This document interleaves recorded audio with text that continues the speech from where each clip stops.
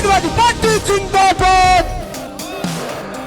उत्तर प्रदेश के घोसी उपचुनाव में सपा की बड़ी जीत और बीजेपी की करारी हार का पोस्टमार्टम अलग अलग तरीके से किया जा रहा है। तमाम विश्लेषणों में जीत और हार के कई अलग अलग फैक्टर बताए गए हैं, लेकिन अभी तक इन नतीजों को कांग्रेस के एंगल से कम ही देखा गया है। अजय राय को यूपी प्रदेश की कमान देने के बाद ये पहला चुनाव था। इसमें जिस तरह इंडिया गठबंधन को जीत मिली है, उसने कुछ हद तक कांग्रेस को एक बार फिर सूबे की सियासत में प्रासंगिक बना दिया है। इस पर विस्तार से बात करने से पहले आपको यूपी कांग्रेस अध्यक्ष अजय राय का ये बयान सुनना चाहिए, जिससे चीजें और ज्यादा क्लियर हो जाएंगी। घोसी इंडिया गठबंधन की जीत है। मैं घोसी की जनता को अपनी शुभकामनाएं देता हूं, धन्यवाद देता हूं कि उन्होंने बहुत ही ज़बरदस्त तरीके का संदेश पूरे प्रदेश और देश में दिया है। और कल्पनाथ राय जी की वो कर्मभूमि रही है, जन्मभूमि रही है। कांग्रेस के समर्थन देने के बाद से पूरा का पूरा वहाँ का वातावरण बदला और पूरी चीज़ें मजबूती से आगे बढ़ी हैं। निश्चित तौर से इंडिया गठबंधन अब आगे बढ़ेगा मजबूती के साथ।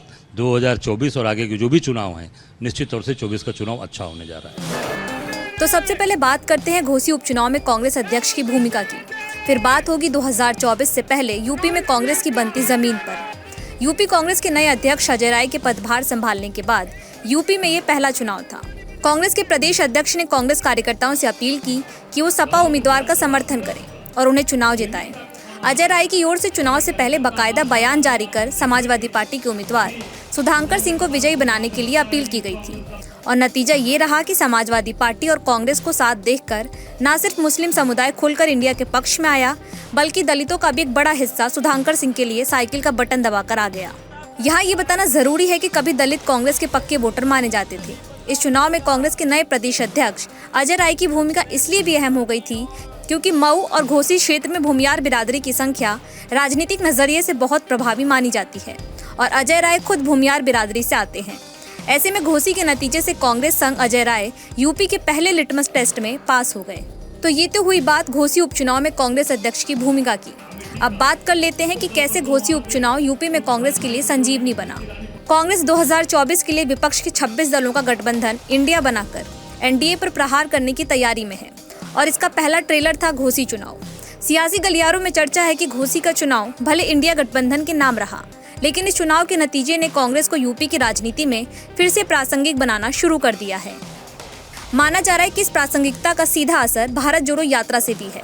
राहुल गांधी की भारत जोड़ो यात्रा भले यूपी के बाहरी हिस्से से होकर निकल गई हो, लेकिन मोहब्बत की दुकान का संदेश पूरे प्रदेश में गया और माना जा रहा है कि 2024 में चुनाव में मुस्लिम समुदाय की पहली पसंद कांग्रेस हो सकती है। यूपी में 2022 विधानसभा चुनाव में मुसलमानों का वोट बैंक एक तरफा समाजवादी पार्टी को मिला था, लेकिन अब 2024 में कांग्रेस का दावा है कि मुसलमान कांग्रेस पार्टी के साथ जाएंगे। हालांकि अब जब दोनों दल विपक्षी गठबंधन इंडिया का हिस्सा हैं, तो माना जा रहा है कि 2024 में यूपी का सियासी गणित काफी हद तक बदल सकता है। घोसी में समाजवादी पार्टी की जीत पर कांग्रेस कार्यकर्ताओं का जश्न इस बात की ओर साफ इशारा कर रहा है कि यूपी में कांग्रेस सियासी तौर पर समाजवादी पार्टी की छोटे भाई की भूमिका में आ गई है।